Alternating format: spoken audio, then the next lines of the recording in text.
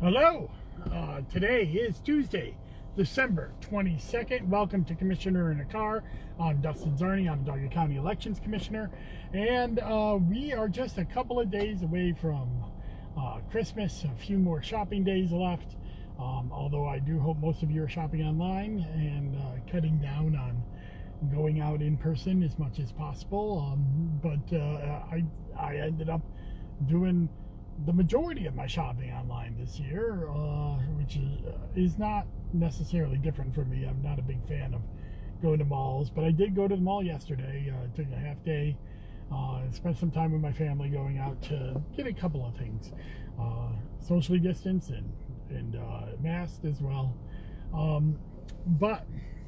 So we're coming into the end of the year here at the Onondaga County Board of Elections. There's not a lot going on. I even debated whether to even do a commissioner in a car today, but I decided to do so anyways, even just out of, consistency's sake, I guess. But I'll tell you about a few things that I have coming up. What are we working on at the Board of Elections? Well, right now we got about 12,000 registration forms that we need to process that came in between Election Day and when we certified our election. We cannot process registration forms until we are done certifying election, because once an election starts, about 25 days before an election, after that cutoff, we cannot process any more registration, because otherwise they'd be eligible to vote, and so we have to wait until after the election to do that. We had about 3,000 or so affidavit ballots that also have registration forms, and Nick's in. Well, those of you listening don't know this, but this is actually a Facebook Live, and my friend Nick DiMartino always has trouble figuring out what he wants at Dunkin' and Donuts. I say go with hot latte today, Nick. It's kind of cold outside. Save the iced latte for the summer. We'll have plenty of summer eventually. So, so we had about 3,000 or so affidavits, about 2,700 actually, and those affidavit ballots have registration forms on them. So we've had to process those. We've gotten that done. That has brought our registration totals to near 309,000, 310,000 here in Onondaga County. And now we're starting to process these 12,000 or so registration forms that are left. And so that means that our registration continues to go up in Onondaga County, continue to reaching records each and every month. Now, the registration levels will start going down once we start processing our no good letters that we got back from doing our mail check cards earlier in the year. When we send out mail check cards and it comes back to us saying that this person is no longer there, we put them in inactive status. But if we're too close to an election, we can't do that. And so this year, because of the primary and because of the COVID shutdown earlier in the year, not the post-election one, but when we were actually working from home and doing more things from home in March, it delayed our ability to process some of these postcards. But if somebody has voted in the meantime or updated their voter registration, a lot of these will no longer be indicative of a bad address, so they will stay active voters. So it'll be interesting to see if we have a large drop-off come February with the NCOA change of addresses as well. So we'll see if there's a dip in our registrations because of that, or if our registrations will continue to increase like they did the last 4-year cycle. So we're working on that right now. We're working on upgrading our election inspector system and revising it to make it better for us here at the board and also for the inspectors, and to implement some changes, at least in the way we do testing and when we do testing. We expect testing to be sometime in April now, instead of waiting until July, like last year because of COVID. We had to wait till July. We expect testing to be in 2 phases of 5-week sessions in April and May, and then sometime in August and September as well. And then we will also be looking at upgrading a lot of the processes that we had for absentee balloting based on what legislation is coming down the pike. And we just don't know what legislation is coming down the pike yet. But I think we've got some good indication, even from some of my guests here on Zoom with Zarni, that there's going to be a lot of emphasis on absentee balloting, on on how to count those, whether we can count those before Election Day, and the objection process that has put a lot of that into the spotlight.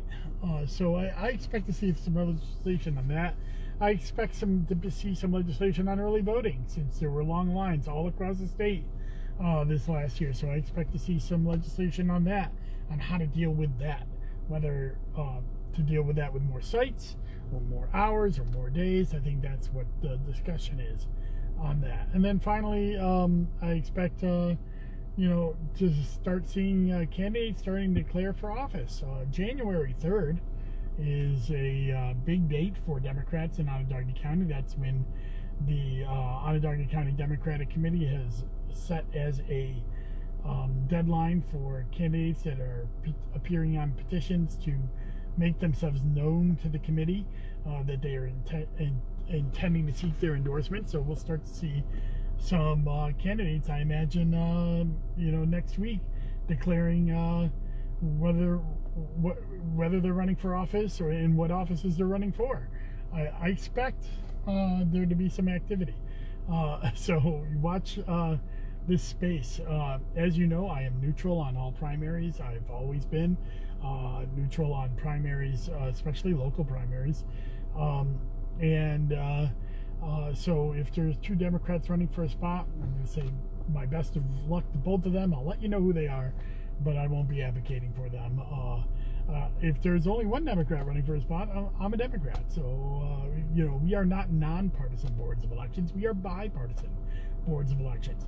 The election law not only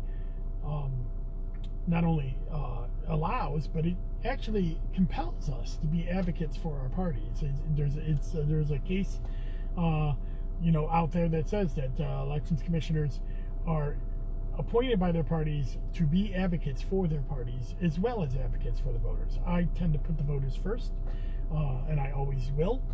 But I am a Democrat, so of course I'm going to, endorse and help Democrats in my spare time when I'm not working for the board directly. When I work for the board, I try to be as nonpartisan as possible, because I feel like it's important that people be able to come into our office, get the help they need, whatever party they're running for. And I've helped Democrats, Republicans, Green parties, working families, conservatives, you name it, have come into my office, and I try to help them out.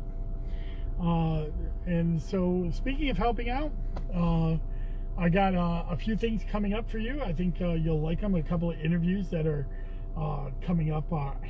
Assemblymember Charles Levine of Nassau County is coming on my program on Christmas Eve. He'll be my Christmas Eve Zoom with Zarni guest. We had a great conversation. He is also the elections law chair of the New York State Assembly, and we had a great conversation about election law, as well as what changes are going to come up, and what New York does well and what New York can do better in terms of elections.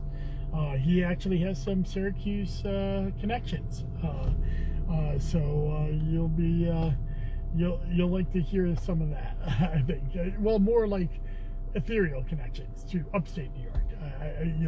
Coming from where he came from in Wisconsin. So I think you'll like that interview. I also have right now on running is David Drayson's interview, who is SU law professor, about the impact of Trump's election law challenges here in the United States regarding his post-election follies. but this is something that's very relevant now. So check that out. That's in my Facebook, YouTube, or Spotify feeds right now. And then on Sunday, I will have Liza Abraham will return to my program. She's the executive director for the New York Democratic Lawyers Committee, or Lawyers Council, sorry. And she was one of my first guests on Zoom and Zarni way back in May. And we'll be talking about New York elections, what went right, what went wrong, and what we can do about it. So she's going to be a great guest, and that will air on Sunday.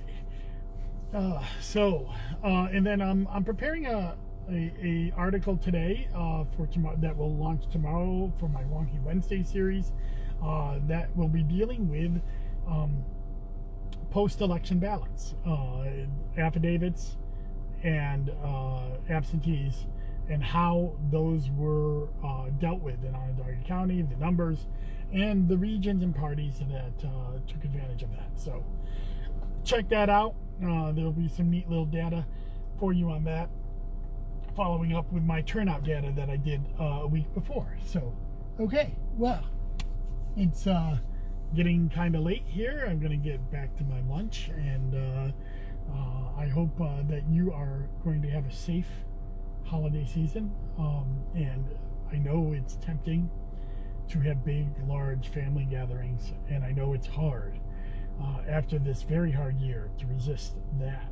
But the numbers in Onondaga County are going up, and they're going to continue to go up. Winter is here. People are going to be inside, which is a higher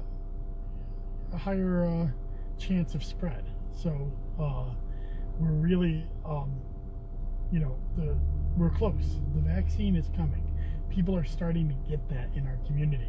The next 4 months are going to be critical for vaccine distribution and keeping our cases down and surviving this winter. So please stay home as much as possible.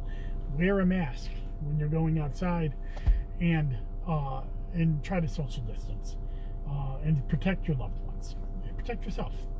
I wish you a very happy holiday season.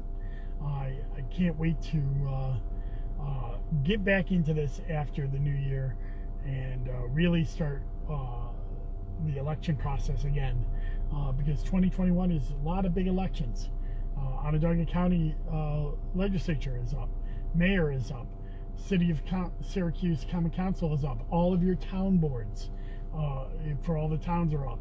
There are more offices on the ballot next year than there will be than there was this last year. So, but yet there will be less voters. That's just the way it always has been. But I hope we can continue our march towards higher turnout during local elections. I'm tired. I don't know. I don't know why I'm so tired. It's noon. I'm sorry about that. But but we have saw in 2017 and 19, while they lagged 18 and 20 in terms of turnout, they were higher than their previous years, and I hope that we'll be able to build on that as well in 2021. So, and we'll need your help. Hopefully we will do that next week. I'll talk a little bit more about the offices that are up, since it'll be our New Year's preview. Yay! And then we'll go on and go into 2021. Be safe, be well, bye-bye.